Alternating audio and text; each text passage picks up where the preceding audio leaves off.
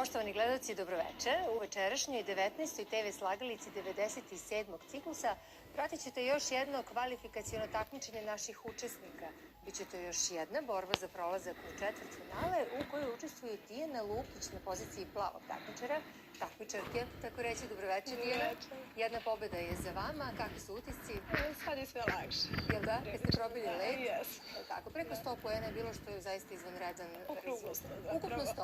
Dobro. Onda očekujemo da ćete večeras i prekoračiti tu granicu. Moglo bi da bude tako. Želim vam mnogo uspeha večeras. Evo predlažem da zajedno sa našim gledalcima upoznamo vašeg protivnika. Večeras na poziciji crvenog takmičara je otac Milan Tanasić, koji služi u manastiru Slanci. Dobroveče. Dobrodošli u TV slagalicu. Drago nam je da nas i svaštena lica prate.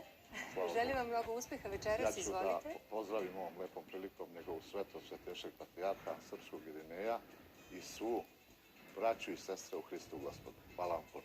Izvolite, pripremite se, jer krećemo, kao što znate, i to igrom slagalica.